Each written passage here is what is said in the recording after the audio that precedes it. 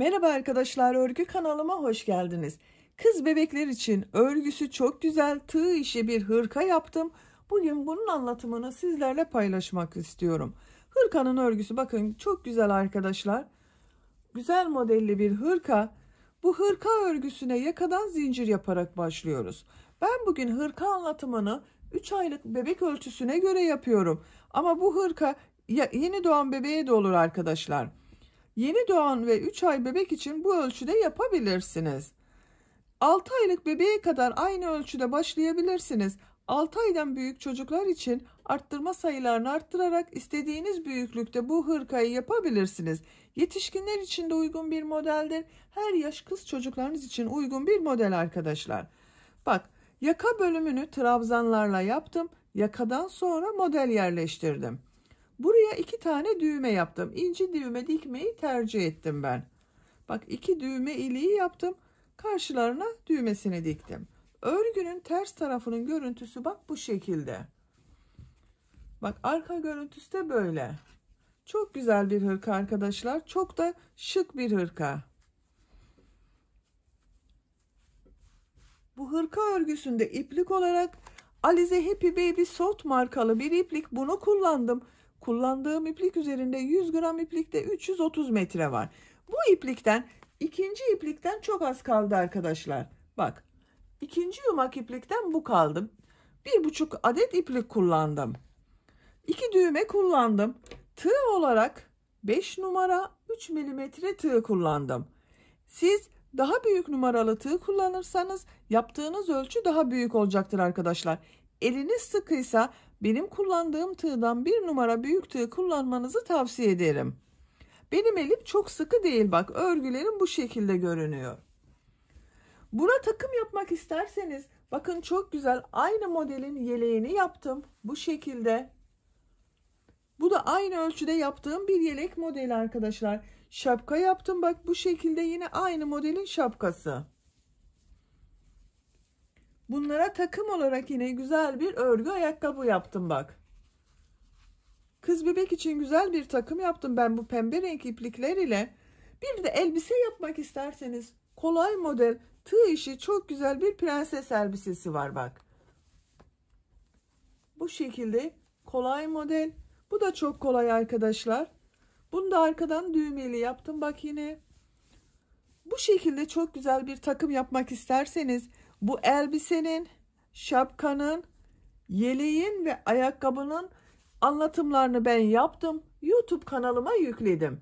Siz de bunlardan yapmak isterseniz bunların anlatımlarının olduğu YouTube linkini ben bu izlediğiniz hırka videosunun açıklamasına ekliyorum. Siz izlediğiniz bu videonun açıklama bölümünde bulunan linklere tıklarsanız bu şapkadan yapabilirsiniz, elbise yapabilirsiniz, yelek yapabilirsiniz, ayakkabı yapabilirsiniz. Biz bugün bu güzel hırkayı yapacağız arkadaşlar. İplik tığ hazırlayalım. Hep birlikte bu güzel hırkanın örgüsüne başlayalım. Örgü kanalıma abone değilseniz abone olmayı unutmayın lütfen. Örgü kanalıma abone olmak ücretsiz. Örgü kanalıma ücretsiz abone olup orada bulunan zil şeklini dokunarak açık yaparsanız kanalıma video yüklediğim zaman ilk önce size bildirim gelir. Örgülerimden herkesten önce sizin haberiniz olur. İzlediğiniz videolarıma beğeni ve yorumlarınızı yaparsanız çok sevinirim arkadaşlar. Örgü kanalıma ücretsiz abone olup beğeni ve yorumlarını yapan bütün arkadaşlara ayrıca teşekkür ederim. Hepinize kolay gelsin, iyi çalışmalar. Örgüye yakadan zincir yaparak başlıyoruz. İlk ilmeği ben bu şekilde yapıyorum. Size nasıl kolay geliyorsa ilk ilmeği öyle yapabilirsiniz. Zincirleri yapmaya başlıyorum. 67 zincir yapalım. 67 zinciri yaptım. Bak çok sıkı zincirler yapmadım. 67 zincirin kaç santimetre olduğunu ölçüyorum.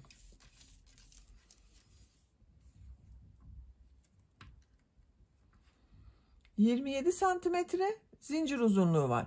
Benim elimin sıklığına göre 27 santimetre için 67 zincir yaptım arkadaşlar. Sizin elinizin sıklığına göre daha az veya daha çok sayıda zincir yapmanız gerekebilir. Tığ üzerine iplik alıyorum. 3 ilmek atlıyorum. Trabzan yapmaya başlıyorum. Bu sırada yaka ayrımlarını da yapacağız. 1, 2, 3, 4. ilmek içine trabzan yapıyorum. Bu 3 ilmek atlayarak yaptığım bir trabzan oluyor. Bak 2 trabzan oldu. Toplam 9 trabzan yapıyorum. 3, 4, 5, 6, 7,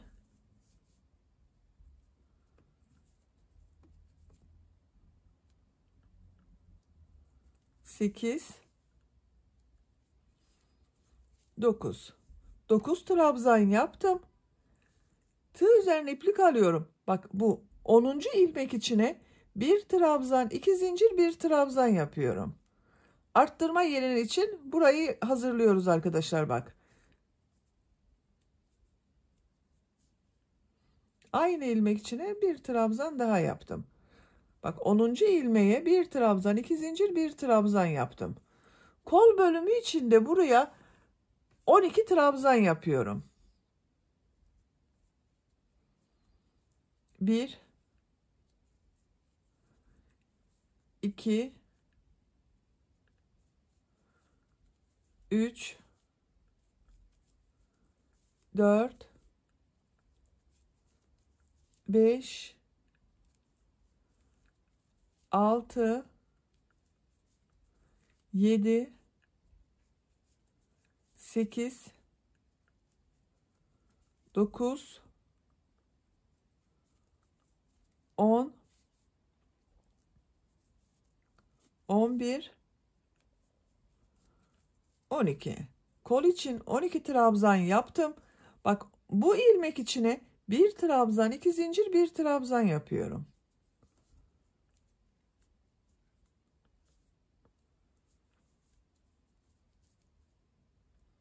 Tığ üzerine iplik alıyorum. Buraya 18 trabzan yapıyorum. Siz burayı ilk başlangıcı kaç trabzan başladıysanız burayı da 2 katı yapacağız arkadaşlar. Ben 9 trabzan başladım. Buraya 18 trabzan yapıyorum. Bak şu şekilde ilmeklere trabzan yapıyorum. 18 trabzanı yapalım. 18 trabzan yaptım. Bu ilmek içine bir trabzan, 2 zincir, bir trabzan yapıyorum.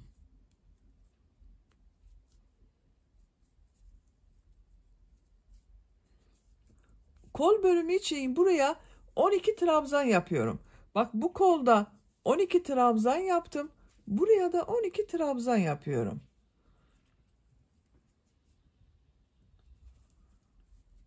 On 12 trabzanı yapalım. Kol için 12 trabzan yaptım. Bu ilmeğe yine bir trabzan, 2 zincir, bir trabzan yapıyorum.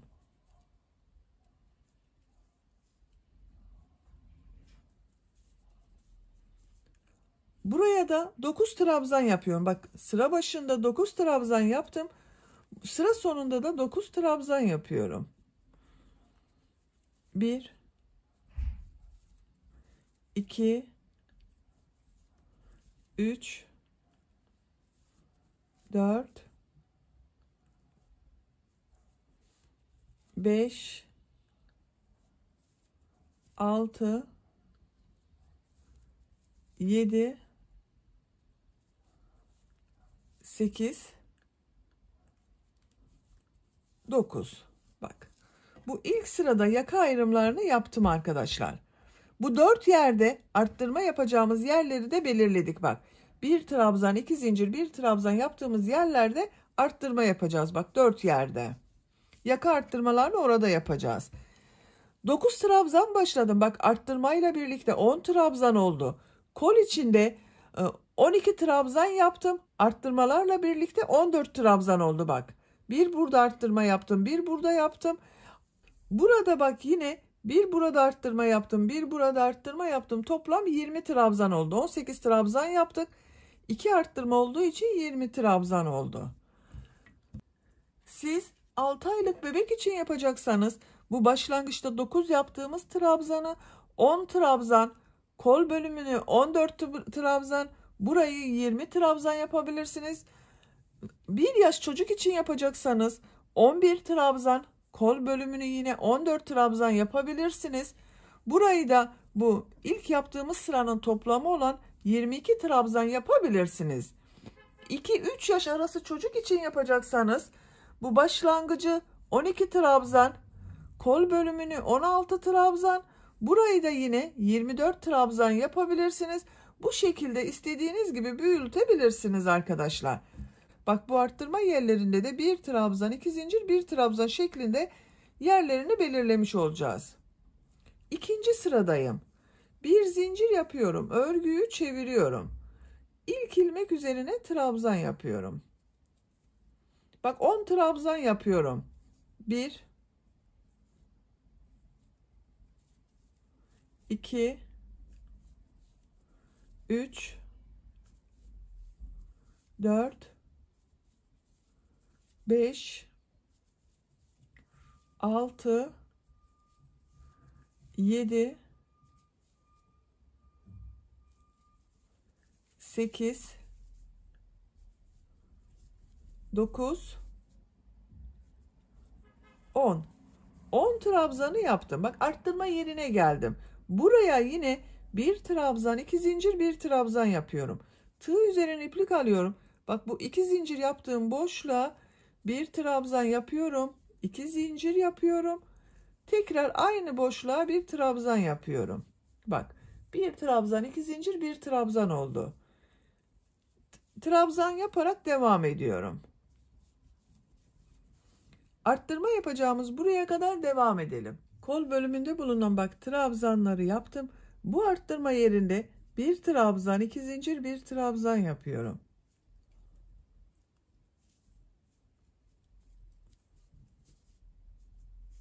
Diğer ilmeklere birer defa trabzan yapıyorum. Bu arttırma yerine kadar devam edelim. Arttırma yerine kadar trabzanları tamamladım. Bu arttırma yerinde yine 1 trabzan, 2 zincir, 1 trabzan yapıyorum.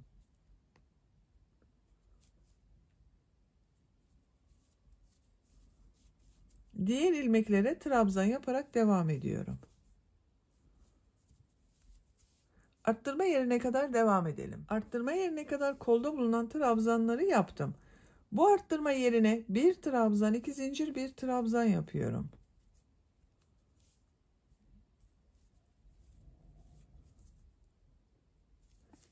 Diğer ilmeklere trabzan yaparak devam ediyorum.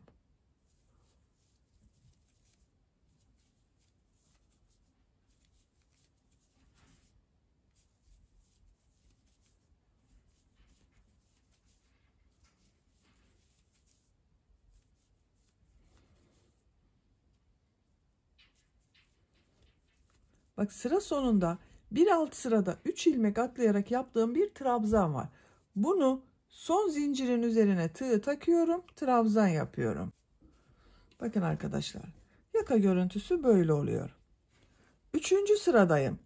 Üçüncü sırada bir zincir yapıyorum, örgüyü çeviriyorum.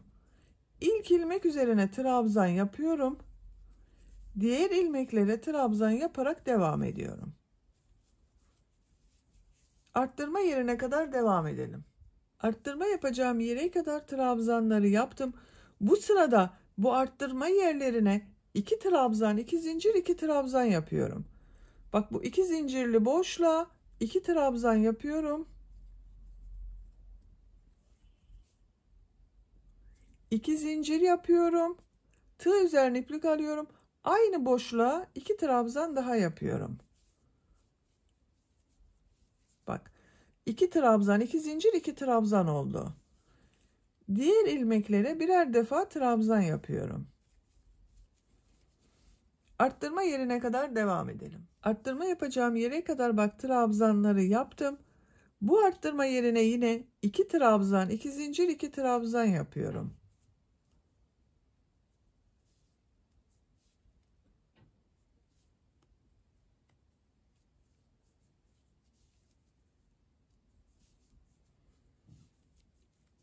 2 trabzan, 2 zincir, 2 trabzan yaptım.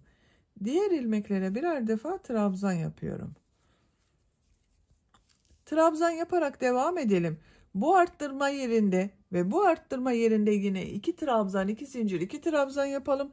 Sıra sonuna kadar tamamlayalım. Sıra sonuna kadar tamamladım. Bak bu sırada arttırma yerlerinde 2 trabzan, 2 zincir, 2 trabzan yaptık. Yaka arttırmalarını arkadaşlar bir sırada, bir önceki sırada yaptığım gibi 1 trabzan, 2 zincir, 1 trabzan yapacağız. Bir diğer sırada da şimdiki yaptığımız sırada olduğu gibi 2 trabzan, 2 zincir, 2 trabzan yapacağız. Dördüncü sıradayım. Bir zincir yapıyorum, örgüyü çeviriyorum. İlk ilmek üzerine trabzan yapıyorum. Diğer ilmeklerde trabzan yaparak devam ediyorum. Arttırma yapacağım buraya kadar devam edelim. Arttırma yapacağım yere kadar trabzanları yaptım. Bu sırada arttırmaları 1 trabzan, 2 zincir, 1 trabzan yapıyorum.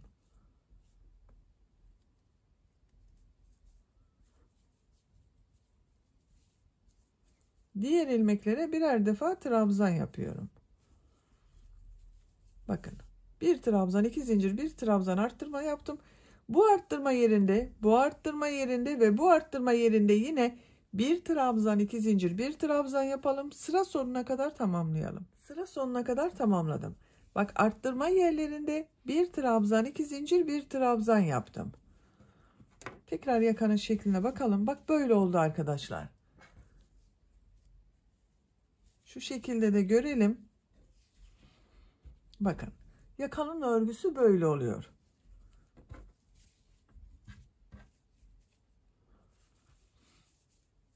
Beşinci sıradayım. Bir zincir yapıyorum. Örgüyü çeviriyorum. Bu sırada arttırma yerinde 2 trabzan, 2 zincir, 2 trabzan yapacağız. İlk ilmek üzerine trabzan yapıyorum. Diğer ilmeklere trabzan yaparak devam ediyorum. Arttırma yerine kadar devam edelim. Arttırma yapacağım yere kadar bak trabzanları yaptım. Tığ üzerine iplik arıyorum. Arttırma yapacağım buraya 2 trabzan, 2 zincir, 2 trabzan yapıyorum.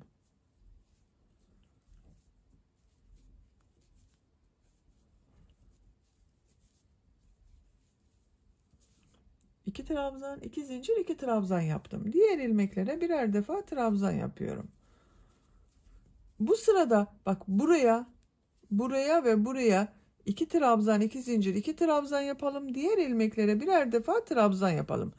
Bir sonraki sırada 1 trabzan, 2 zincir, 1 trabzan şeklinde arttırma yapacağız. Dönüşümlü olacak arkadaşlar. Bu şekilde arttırmalar yaparak yakanın örgüsünü yapacak olduğunuz çocuğun büyüklüğüne göre tamamlayalım. 9 sıra yaptım ben. 1, 2, 3, 4, 5, 6, 7, 8, 9. Santimetre olarak ölçüyorum. 8 santimetre yükseklik var. Benim yapacağım ölçü için bu yeterli. Yakanın örgüsünü burada bitirmiyoruz. Model yerleştirmeye başlıyoruz. Model de devam edecek arkadaşlar yaka örgüsü olarak. Bak modeli düz taraftan yapmam gerekiyor. Buradan model yerleştirmem gerekiyor. Oraya gitmek için burada sık iğne yapıyorum. Ön bölümde kaç trabzan olduğunu sayıyorum. Bak siz de buna göre kendi trabzanlarını sayabilirsiniz. 2, 4, 6, 8, 10, 12, 14, 16, 18, 20, 21. 10 trabzan ile başladık. 21 trabzan ile ben bitirdim. Bir zincir yapıyorum. Örgüyü çeviriyorum. Bu ilk ilmek üzerine sık iğne yapıyorum. Bak 10. sırayı sık iğne yapıyorum. Her ilmek üzerine bir sık iğne yapıyorum. Tığ üzerine iplik almadan sık iğne yapıyorum. Buraya kadar devam edelim. Bak, arttırma yaptığım zincire geldim arkadaşlar. Buraya kadar sık iğne yaptım. Bu 2 zincir yaptım bak burada. Bu zincirler üzerine de 2 sık iğne yapıyorum. Her zincir üzerine bir sık iğne gelmiş oluyor bak. 2 sık iğne yaptım. Diğer ilmeklere birer defa sık iğne yapıyorum. Buraya kadar devam edelim. Bak bu 2 zincir üzerine 2 sık iğne yapalım. Bu zincir üzerine 2 sık iğne yapalım. Bu zincir üzerine de 2 sık iğne yapalım. Diğerlerine birer defa sık iğne yapalım. Sıra sonuna kadar devam edelim. Sık iğne yaparak sıra sonuna kadar tamamladım. Bak bir sıra sık iğne yaptım arkadaşlar. Örgünün düz tarafı bak burası. İplik burada. Ben şuradan anlıyorum. Bak görüntü olarak farklı. Burasını örgünün düz tarafı olarak ele alıyorum. Bak diğer tarafın görüntüsü farklı. Bu sırada model yerleştirmeye başlıyorum. Bir zincir yapıyorum, örgüyü çeviriyorum. İlk ilmek üzerine trabzan yapıyorum. Tığ üzerine iplik alıyorum. Bir ilmek atlıyorum. İkinci ilmeğe 4 trabzan yapıyorum. 1. Bak aynı ilmek içine yapıyorum. 2. 3. 4. Bu ilk model yarım model olacak arkadaşlar. Karşı taraftan da yarım model yapacağız. İkisinin birleşimi tek model gibi görünecek. Bak bu modelin yarısı. Bir zincir yapıyorum. 2 ilmek atlıyorum. Üçüncü ilmeğe sık iğne yapıyorum. Bir zincir yapıyorum. Tığ üzerine iplik alıyorum. 2 ilmek atlıyorum. Üçüncü ilmeğe 4 trabzan yapıyorum.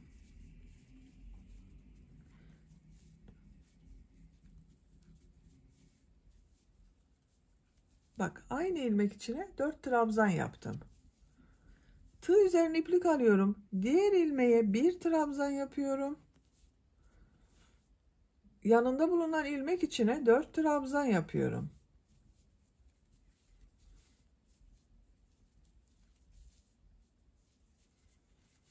Bak bir model için 9 trabzan yaptım. 4 trabzan yaptım aynı ilmeğe. 1 trabzan yaptım bir ilmeğe. 4 trabzan yaptım aynı ilmeğe. 9 trabzandan oluşuyor bir model arkadaşlar. Bu ilk baştakini yarım yaptık. Bir zincir yapıyorum. 2 ilmek atlıyorum. Üçüncü ilmeğe sık iğne yapıyorum. Bir zincir yapıyorum. Tığ üzerine iplik alıyorum. 2 ilmek atlıyorum. Üçüncü ilmeğe 4 trabzan yapıyorum.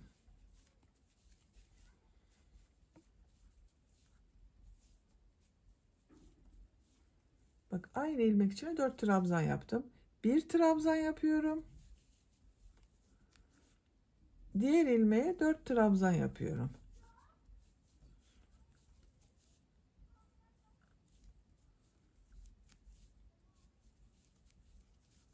Bir zincir yapıyorum. 2 ilmek atlıyorum. Sık iğne yapıyorum. Bir zincir yapıyorum. 2 ilmek atlıyorum. Model yapmak için 4 trabzan yapıyorum aynı ilmeğe.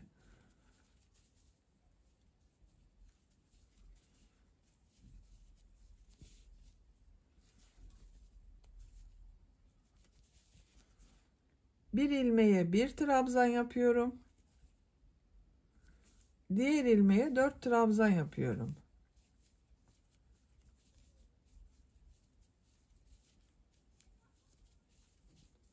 Bir zincir yapıyorum. 2 ilmek atlıyorum. Sık iğne yapıyorum.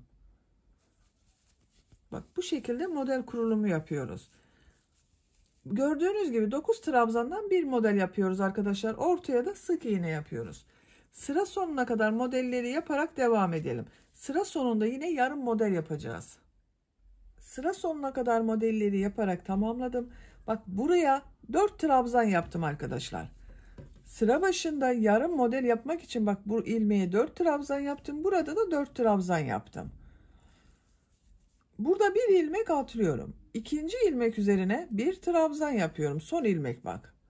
Trabzan ile bitirdim. Sıra başında da trabzan ile başladım. Bir ilmek atladım. Model yaptım. Bak yarım model. Sonra 2 ilmek atladım. Sık iğne yaptım. Bak aynısı oldu. Benim bir sık iğne fazla geldi arkadaşlar. Onun için bak burada 3 ilmek atladım bir yerde. Denk gelmesi için 3 ilmek atladım. Sıra sonunun aynı görünmesi için. Görelim bak yaka şeklini. Bu şekilde oldu. Bir sıraya kaç model yaptığımı sayıyorum. Bak yarım model yaptım.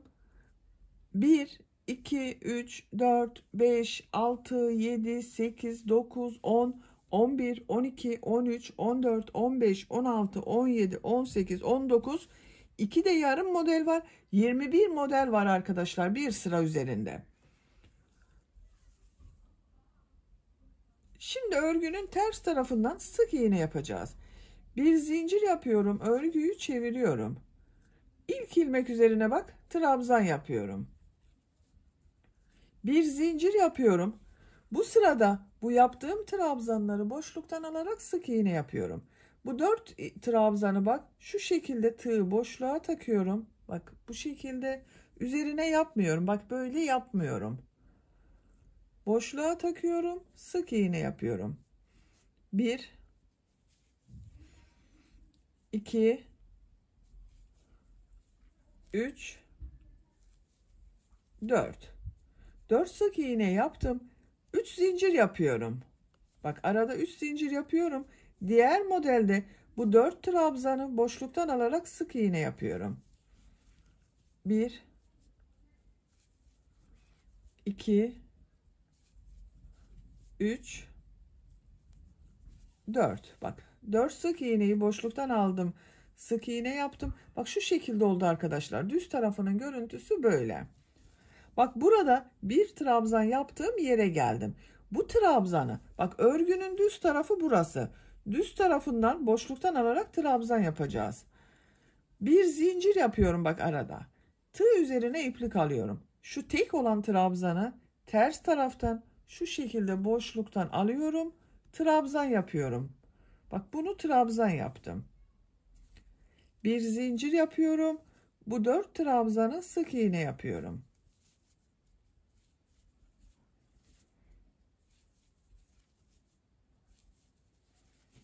Bak. Tam modeli bitirdik. Düz tarafının görüntüsü böyle. 2 model ortasında bak 3 zincir yapıyorum. Tığ üzerine iplik almadan bu 4 trabzanı boşluktan alarak sık iğne yapıyorum.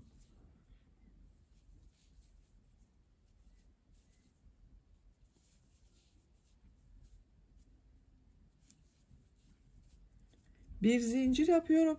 Bu tek trabzanı bak ters taraftan boşluktan alıyorum, trabzan yapıyorum. Şu şekilde.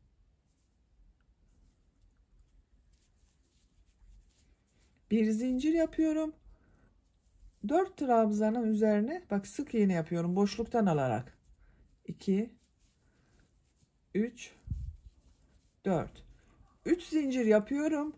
Diğer modelde 4 sık iğne yapıyorum boşluktan alarak. Şu tek trabzanı tekrar gösteriyorum arkadaşlar. Bak bir zincir yapıyorum. Bu bir trabzanı ters taraftan boşluktan alıyorum. Trabzan yapıyorum. Bir zincir yapıyorum. 4 trabzanı boşluktan alarak sık iğne yapıyorum. Bak görüntüsü böyle. Sıra sonuna kadar tamamlayalım. Sıra sonunda bulunan yarım modele kadar bak modelleri tamamladım. 3 zincir yapıyorum. Bu 4 trabzanı bak yarım modelde 4 trabzan var. Boşluktan alıyorum, sık iğne yapıyorum.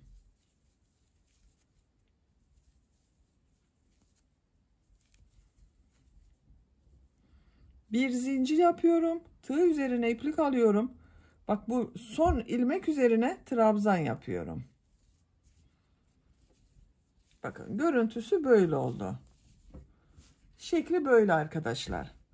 Bu sırada kol ve gövde bölümünü birbirinden ayıracağız. Örgüye artık gövdenin örgüsüyle devam edeceğiz. Bak. Bir sırada 20 model vardı. 20 modelin bak 2,5 ön bölümleri ayırıyorum arkadaşlar. Bak 1, 2 tam, 1 yarım burada var. 2 tam, 1 yarım bu önde.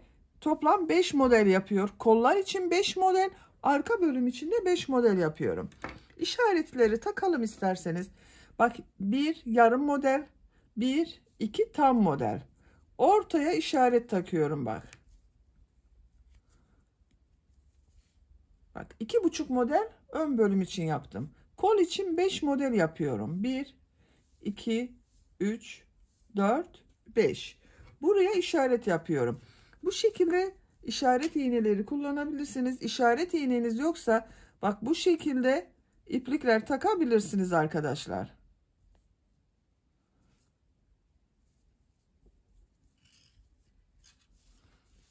Diğer taraftan da sayıyorum. 2,5 model ön bölüm için yapıyorum. Bak yarım, 1, 2, buraya işaret yapıyorum. Kol için 5 model, 1, 2, 3, 4, 5. Bak buraya işaret yapıyorum.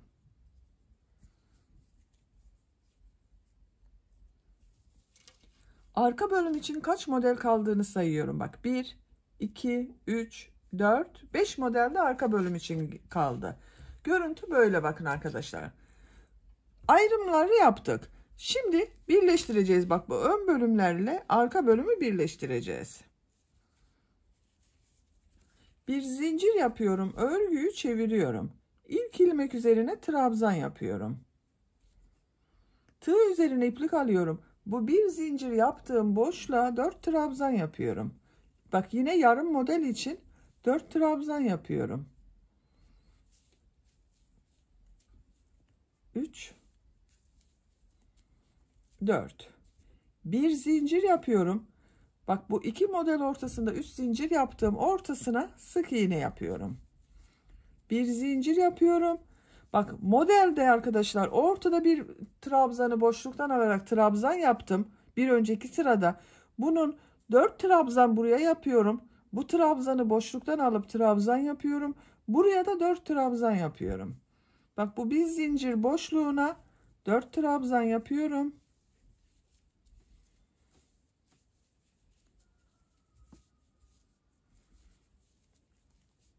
Tığ üzerine iplik alıyorum.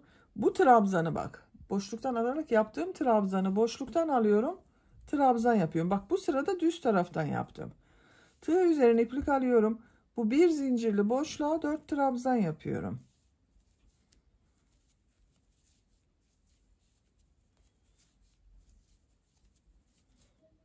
Bir zincir yapıyorum. Bu iki model ortasında bulunan 3 zincirli boşluğa sık iğne yapıyorum. Bir zincir yapıyorum. Diğer modele başlıyorum. Bak 4 trabzan yapıyorum.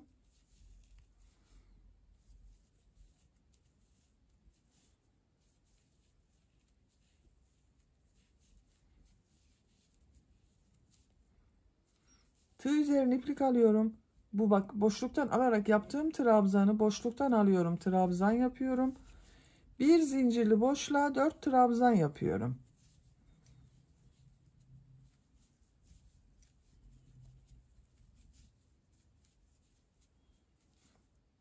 Bak buraya 4 trabzanı yaptım. 2,5 modeli yaptım bak arkadaşlar. 2 tam model, bir yarım model yaptım. Bir zincir yapıyorum. Bak burada bu işaret ile diğer işaret yaptığım üçer zincir var. Bunları birleştiriyorum bak. Şu şekilde tığı buna takıyorum. Kolda 5 model yaptım. 5 modeli atlıyorum. Bu işareti yaptım. Şu işareti çıkarıyorum bakın. Daha güzel görünsün diye. Bak. 2-3 zincir var. İkisini birleştiriyorum. Buraya bir sık iğne yapıyorum. Bak sık iğne yaptım. Bir zincir yapıyorum. Kolda bulunan modellere bu trabzanları yaparak devam ediyorum. Bak bir zincirli boşluğa 4 trabzan yapıyorum.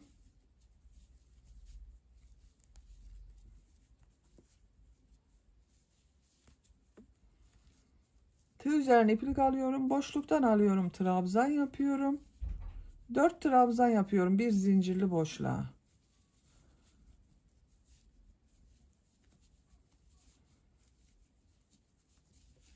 Bir zincir yapıyorum. Sık iğne yapıyorum. Bak modeller böyle. Buraya kadar kol çevresinde yaparak buraya kadar devam edelim. Kol modellerini yaparak bak buraya kadar tamamladım. Kol için bak 1, 2, 3, 4, 5 model yaptım. Bir zincir yapıyorum. Bak burada 2-3 zinciri birleştirmiştim. Şu ilmeğe bak birleştirdiğim şu ilmeğe bir sık iğne yapıyorum. Bir zincir yapıyorum. Arka bölümde bulunan modelleri yaparak devam ediyorum. Bak bu bir zincir boşluğuna 4 trabzan yapıyorum.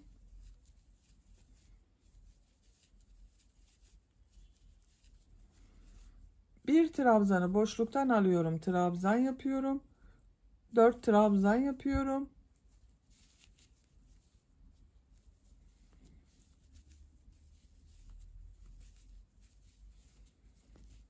Bir zincir yapıyorum. 2 model ortasına sık iğne yapıyorum. Bir zincir yapıyorum. Diğer modele bak. 4 trabzan yapıyorum. Bir trabzanı boşluktan alıp trabzan yapıyorum. Bakın arkadaşlar. Kolda modelleri yaptım. Kol altını da burada bak ön ve arka bölümü birleştirdim. Diğer işaret yaptığımız yere kadar modellere devam edelim. Arka bölüm için 5 modeli yaptım bak. 1, 2, 3, 4, 5. Bir zincir yapıyorum. Bak bu 3 zincir var burada işaret yaptığım. Bu işareti çıkarıyorum. Buraya bak tığı takıyorum. 1, 2, 3, 4, 5 model atlıyorum. Burada işaret yaptığım bu 3 zincirli boşluk ile o 3 zincirli boşluğu bak şu şekilde birleştiriyorum. Bak 2 tane 3 zincirli boşluk var. Birleştiriyorum. Sık iğne yapıyorum. Bak ön ve arka bölümü birleştirdik. Bir zincir yapıyorum. Tığ üzerine iplik alıyorum. Kolda bulunan modellere burada yaptığımız gibi trabzanlar yaparak devam ediyorum. Bir zincirli boşluğa 4 trabzan yapıyorum.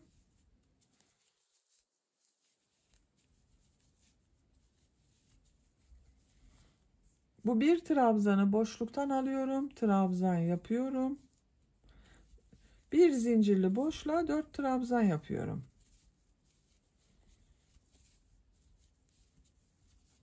Bir zincir yapıyorum.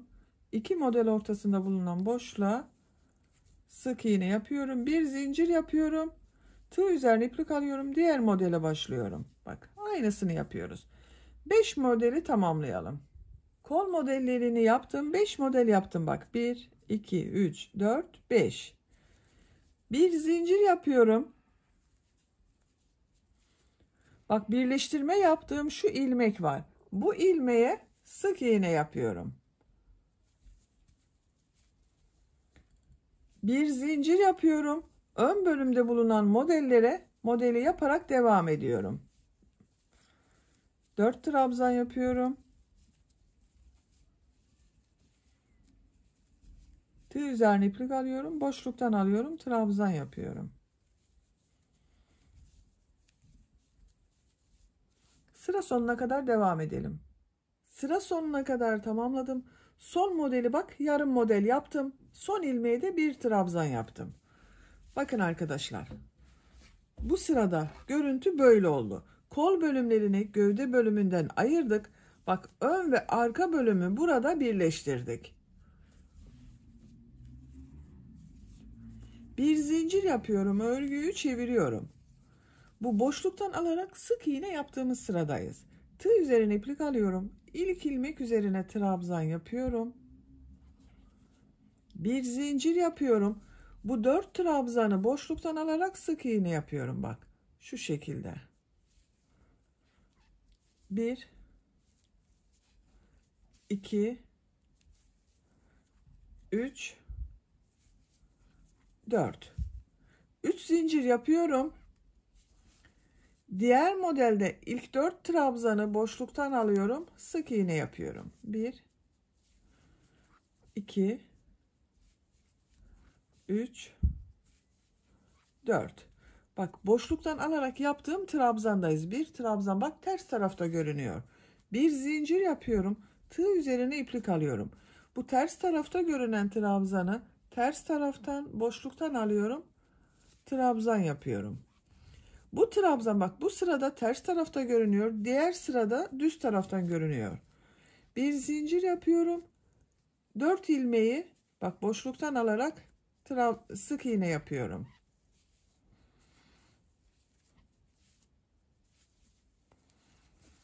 Üç zincir yapıyorum.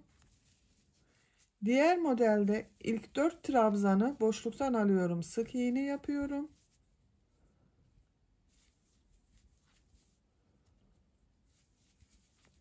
Bir zincir yapıyorum. Tığ üzerine iplik alıyorum. Bak bu ters tarafta görünen bir trabzanı ters taraftan boşluktan alıyorum. Trabzan yapıyorum. Bir zincir yapıyorum. 4 trabzanı boşluktan alıyorum. Sık iğne yapıyorum.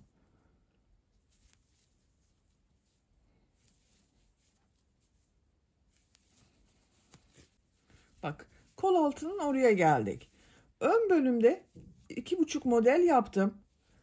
Bu kol altında bak bir model arttırması yapmak istiyorum buraya arkadaşlar. Onun için buraya bir model için yuva hazırlıyorum. 3 zincir yapıyorum bak. 2 model arasında yaptığımız 3 zincir. Tığ üzerine iplik alıyorum. Bak bu birleştirme yaptığım ilmek var. Bunun üzerine bir trabzan, 2 zincir, bir trabzan yapıyorum.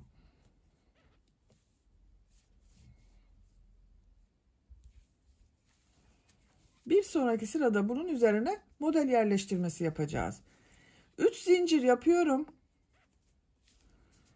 Bu modelde ilk 4 trabzanı boşluktan alıyorum. Sık iğne yapıyorum. Bak kola devam etmedim. Arka bölüme devam ediyorum arkadaşlar. Kolu burada bırakıyorum. Bir zincir yapıyorum. Ters taraftan boşluktan alıyorum. Trabzan yapıyorum. Bir zincir yapıyorum. 4 ilmeği sık iğne yapıyorum.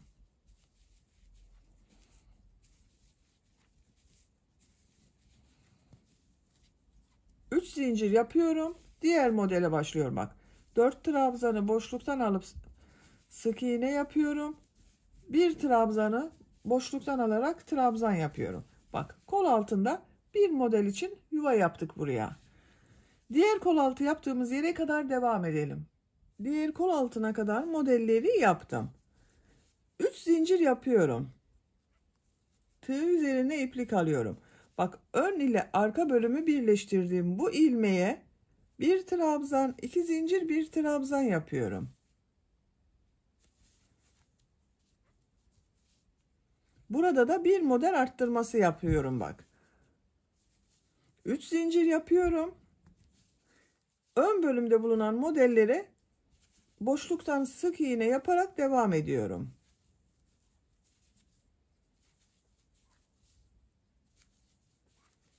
Bir zincir yapıyorum. Ters taraftan boşluktan alıyorum. Trabzan yapıyorum. Bir zincir yapıyorum. 4 trabzanı boşluktan alarak sık iğne yapıyorum. Sıra sonuna kadar devam edelim. Sıra sonuna kadar tamamladım. Sıra sonunda bulunan bak bu yarım modeli 4 trabzanı boşluktan aldım, sık iğne yaptım. Bir zincir yapıyorum. Tığ üzerine iplik alıyorum. Son ilmek üzerine bir trabzan yapıyorum. Bir zincir yapıyorum. Örgüyü çeviriyorum. Bak bu trabzan yaptığımız sıradayız. Bu ilk ilmek üzerine trabzan yapıyorum.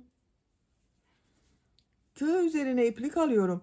Bu bir zincir yaptığım boşluğa 4 trabzan yapıyorum.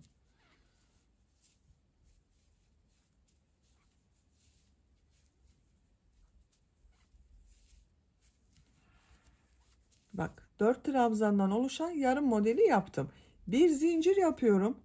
Bu 3 zincir yaptığım boşluğa sık iğne yapıyorum. Bir zincir yapıyorum. Diğer modeli yapmak için bak bu bir zincirli boşluğa 4 trabzan yapıyorum.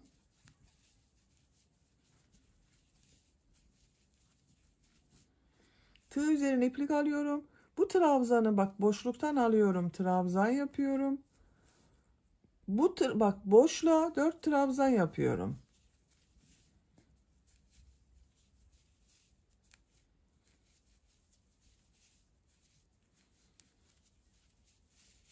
Bir zincir yapıyorum. 3 zincirli boşluğa sık iğne yapıyorum. Bir zincir yapıyorum.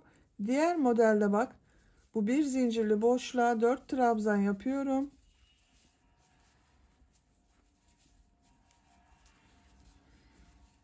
Bu trabzanı boşluktan alıyorum. Trabzan yapıyorum. Tekrar bu bir zincirli boşluğa 4 trabzan yapıyorum.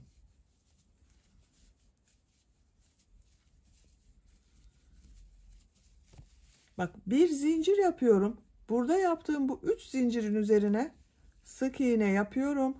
Bir zincir yapıyorum. Bak kol altındayım arkadaşlar. Bir alt sırada buraya bir trabzan, 2 zincirden oluşan bir V şekli yaptım. Tığ üzerine iplik alıyorum. Bunun üzerine 9 trabzan yapıyorum. Bak bu modeli yapıyoruz. Bu modelin aynısını. Bir model 9 trabzandan oluşuyor.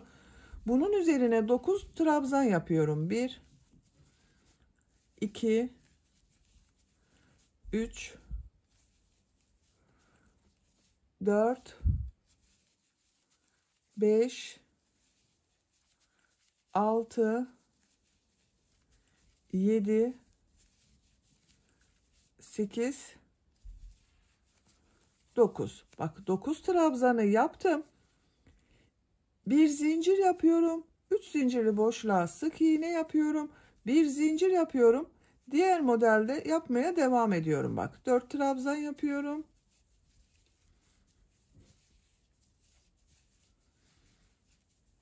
Boşluktan alıyorum, trabzan yapıyorum. 4 trabzan yapıyorum. Bak buraya bir model yaptık arkadaşlar. Diğer kol altı yaptığımız bu V şekline kadar devam edelim. Diğer kol altına kadar bak arka bölümde modelleri yaptım.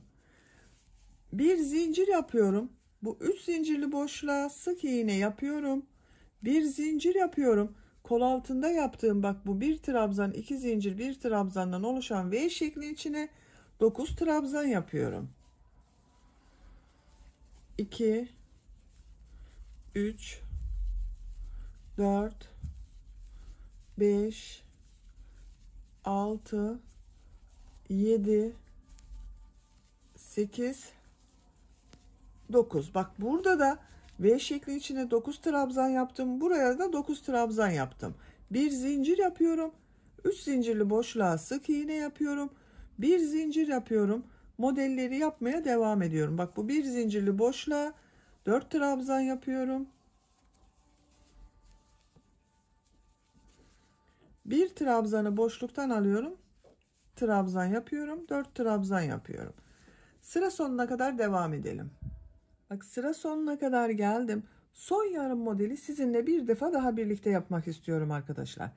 Bak bir zincir yapıyorum. Tığ üzerine iplik alıyorum. Burada yaptığım bir zincirli boşluğa 4 trabzan yapıyorum.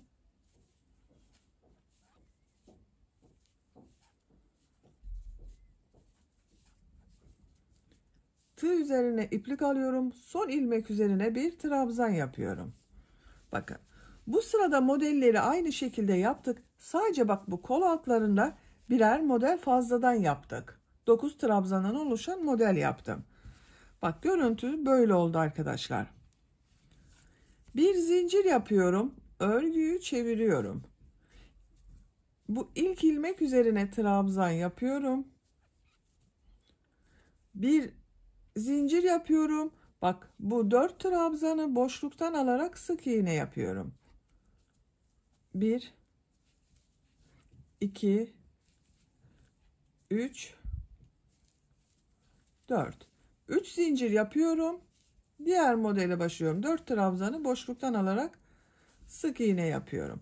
Bu kol altına kadar devam edelim. Model yapmıştık. Bak buraya kadar devam edelim. Kol altında yaptığım modelle kadar bak modelleri yaptım. 3 zincir yapıyorum.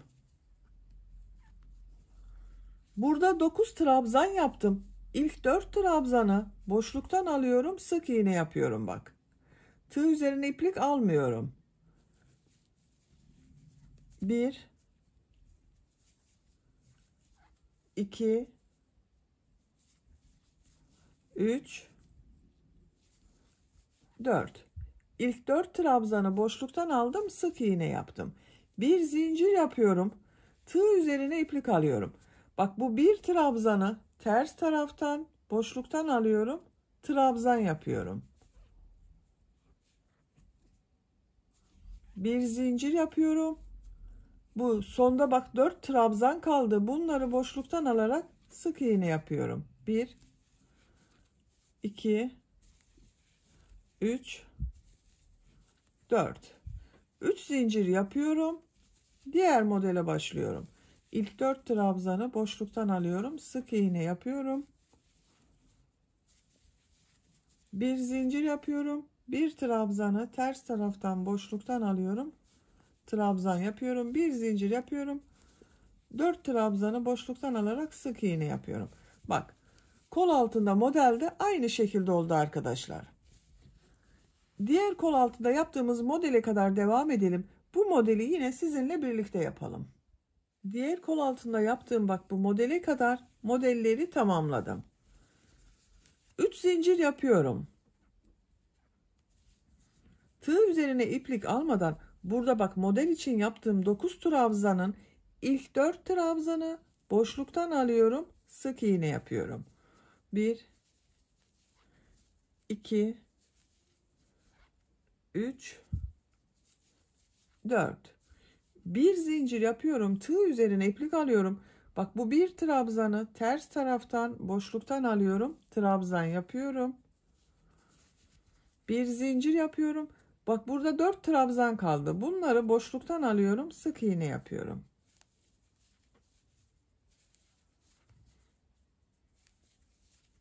Üç zincir yapıyorum. Diğer modele başlıyorum. 4 trabzanı boşluktan alarak sık iğne yapıyorum. Bu şekilde bak modellerine devam ediyoruz. Bak kol altında görünen modelin görüntüsü böyle. Sıra sonuna kadar devam edelim. Sıra sonuna kadar modelleri tamamladım. Bak sonda bulunan yarım modeli de 4 trabzanı boşluktan aldım, sık iğne yaptım. Bir zincir yapıyorum. Son ilmek üzerine bir trabzan yapıyorum. Bir zincir yapıyorum, örgüyü çeviriyorum. Bak trabzan yaptığım sıradayım. İlk ilmek üzerine trabzan yapıyorum. Tığ üzerine iplik alıyorum. Bu bir zincir yaptığım boşluğa 4 trabzan yapıyorum.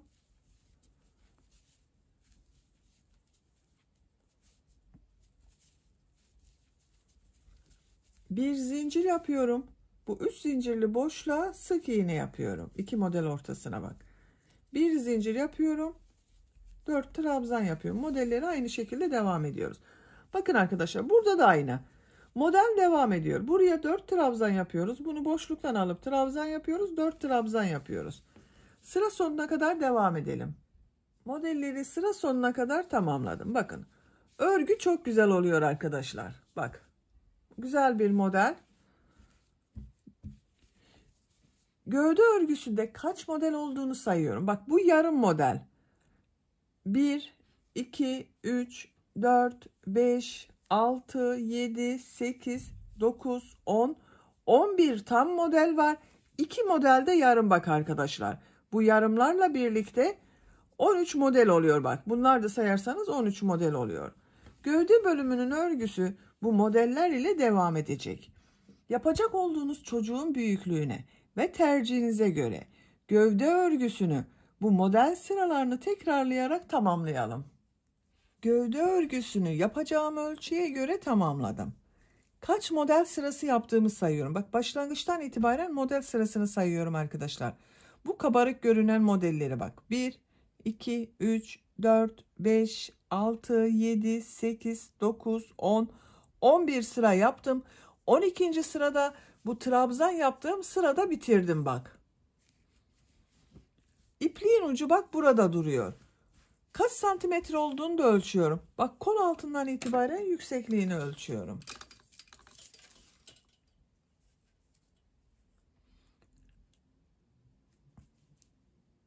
16 santimetre yükseklik var. Benim yapacağım ölçü için bu yeterli.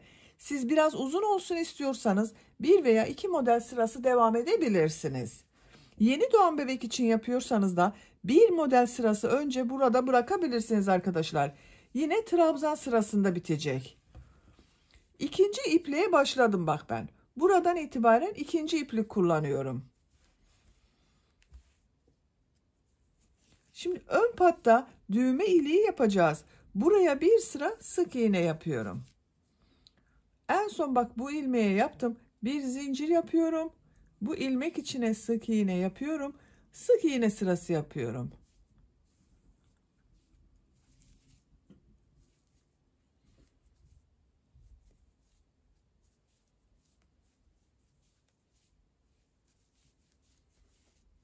Bu şekilde. Yaka başlangıcına kadar devam edelim. Yaka başlangıcına kadar bak bir sıra sık iğne yaptım. Görüntü böyle oldu arkadaşlar. İkinci sırayı yine sık iğne yapıyorum. Bir zincir yapıyorum. Örgüyü çeviriyorum. İlk ilmek üzerine sık iğne yapıyorum. Diğer ilmekleri de sık iğne yaparak devam ediyorum. Sıra sonuna kadar devam edelim. İkinci sıra sık iğneyi de bak sıra sonuna kadar tamamladım. Bir zincir yapıyorum. Örgüyü çeviriyorum. Bu sırada pıtırcık modelleri yapıyorum. Buraya da düğme iliği yapacağız arkadaşlar. İlk ilmek üzerine bir sık iğne yapıyorum, 2 zincir yapıyorum, sık iğne yapıyorum. Bir ilmek atlıyorum. İkinci ilmek içine bir sık iğne, 2 zincir, bir sık iğne yapıyorum. Bir ilmek atlıyorum. Bir sık iğne, 2 zincir, bir sık iğne yapıyorum. Bir ilmek atlıyorum. Bir sık iğne, 2 zincir, bir sık iğne yapıyorum. Bak bu şekilde pıtırcık modelleri yapıyoruz. Buraya düğme iliği yapacağız. Bak bu ayrım yaptığımız yere kadar bu şekilde pıtırcıklar yaparak devam edelim. Bak model başladığım yere kadar ön bölümde pıtırcık modelleri yaptım.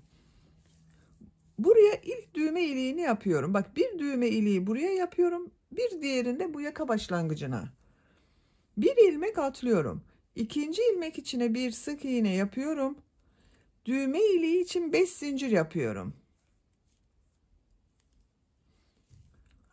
Ben ince bir düğme dikeceğim. Onun için 5 zincir yaptım arkadaşlar. Siz daha büyük düğme dikeceksiniz bunu. 6 zincir, 7 zincir yapabilirsiniz. Şu şekilde aynı ilmek içine sık iğne yapıyorum. Bak düğme iliğini buraya yaptım. Bir ilmek atlıyorum. Bir sık iğne, 2 zincir, bir sık iğne yapıyorum. Pıtırcık modeli yapıyorum.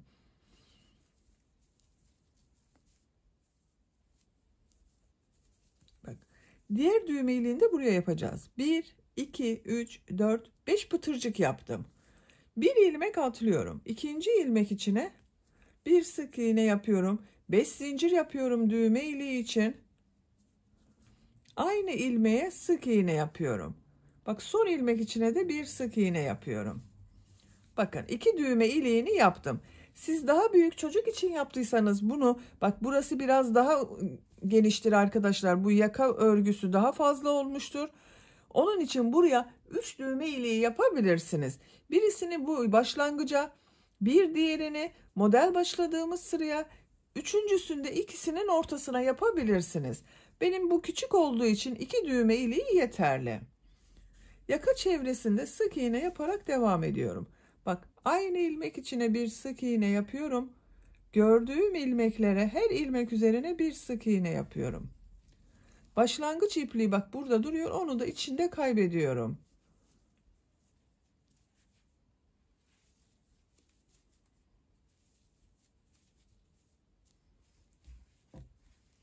Buraya kadar devam edelim. Yaka çevresinde sık iğne yaparak bak buraya kadar tamamladım. Görüntü böyle oldu arkadaşlar. Bu ön patta da burada yaptığım gibi 2 sıra sık iğne, bir sırada pıtırcık sırası yapıyorum. Bu ipliği bak devam etmiyorum arkadaşlar. Bu dönüş bölümünün daha düzgün görünmesi için burada bekletiyorum.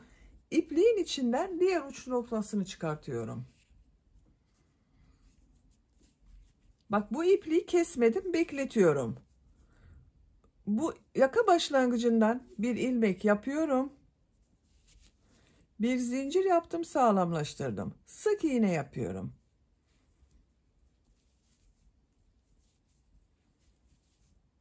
Sıra sonuna kadar devam edelim. Sıra sonuna kadar sık iğne yaptım. Bir zincir yapıyorum, örgüyü çeviriyorum. İlk ilmek üzerine sık iğne yapıyorum. Diğer ilmekleri de sık iğne yaparak devam ediyorum. Sık iğne sırası yapıyoruz. Sıra sonuna kadar devam edelim. Sıra sonuna kadar bir sıra daha sık iğne yaptım. 2 sıra sık iğne var. İpliği kesiyorum.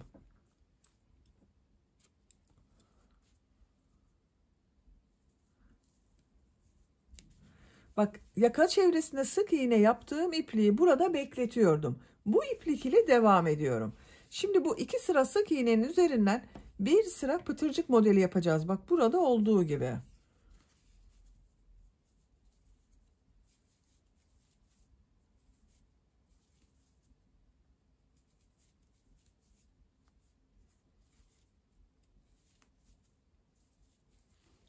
Bak sıra sonuna kadar yaka çevresinde sık iğneyi yaptım. Bu ilmeğe bir sık iğne, 2 zincir, bir sık iğne yapıyorum. Bir ilmek atlıyorum. İkinci ilmeğe bir sık iğne, 2 zincir, bir sık iğne yapıyorum. Bir ilmek atlıyorum. Bir sık iğne, 2 zincir, bir sık iğne yapıyorum. Sıra sonuna kadar devam edelim. Buraya düğme iliği yapmıyoruz. Sıra sonuna kadar tamamladım. Bak görüntüsü böyle oldu. Son ilmek ile bak burada görünen ilmeği ilmek kaydırma yaparak birleştiriyorum. Bak şu şekilde kapadım. İpliği kesiyorum.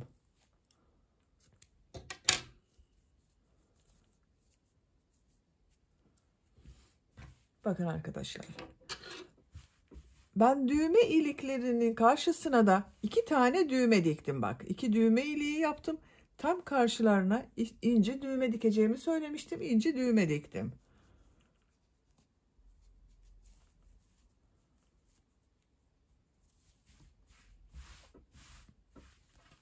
Bak bu şekilde çok güzel oldu. Kollarında yapalım. Hırkanın örgüsünü bitirelim.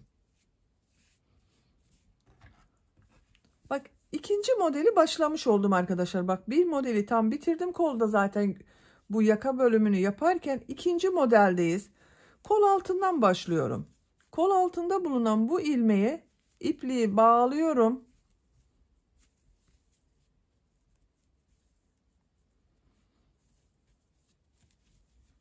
Buradan ilmek yapıyorum.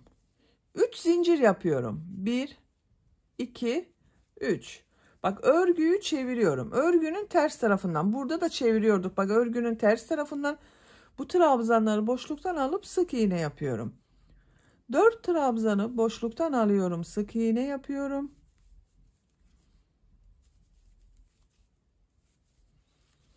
Bir zincir yapıyorum. Tığ üzerine iplik alıyorum. Bak boşluktan alarak yaptığım trabzan ters taraftan boşluktan alıyorum. Trabzan yapıyorum. Bir zincir yapıyorum. Bu 4 trabzanı boşluktan alıyorum. Sık iğne yapıyorum.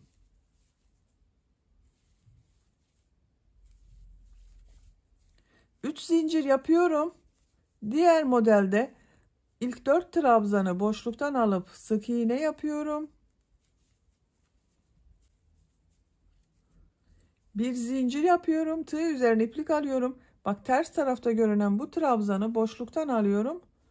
Trabzan yapıyorum. Bir zincir yapıyorum. 4 trabzanı boşluktan alarak sık iğne yapıyorum. Bak bu şekilde arkadaşlar. Sıra sonuna kadar devam edelim. Sıra sonuna kadar tamamladım. Bak son modeli de yine 4 trabzanı boşluktan aldım. Sık iğne yaptım. Bu son ilmek ile bak burada yaptığım ilmeği ilmek kaydırma yaparak birleştiriyorum. 3 zincir yaptım. Ortada bulunan bak ikinci zincir üzerine ilmek kaydırma yapıyorum. Bak görüntüsü böyle oldu arkadaşlar. Bir zincir yapıyorum. Örgüyü çeviriyorum. Tığ üzerine iplik alıyorum. Bak modelleri yapmaya devam ediyorum. Model ortasında bulunan bir zincirli boşluğa 4 trabzan yapıyorum.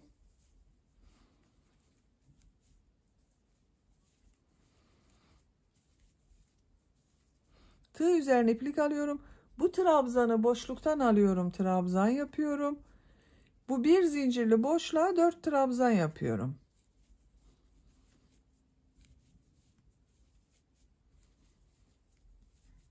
Bir zincir yapıyorum. Bu 3 zincirli boşluğa sık iğne yapıyorum. Bir zincir yapıyorum. Diğer modele başlıyorum. 4 trabzan yapıyorum.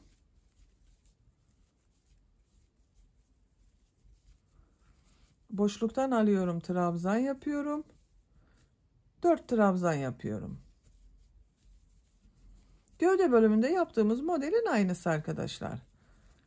Bir zincir yapıyorum. Sık iğne yapıyorum. Sıra sonuna kadar devam edelim. Sıra sonuna kadar tamamladım. Bak son yaptığım modeli bir zincir yapıyorum. Burada bak yaptığım ilk ilmek ile ilmek kaydırma yaparak birleştiriyorum. Bakın bu şekilde oldu arkadaşlar. Görüntüsü böyle. 3 zincir yapıyorum. 1 2 3 örgüyü çeviriyorum. Bu boşluktan sık iğne alarak yaptığım sıradayım. Bu 4 trabzanı boşluktan alıyorum. Sık iğne yapıyorum.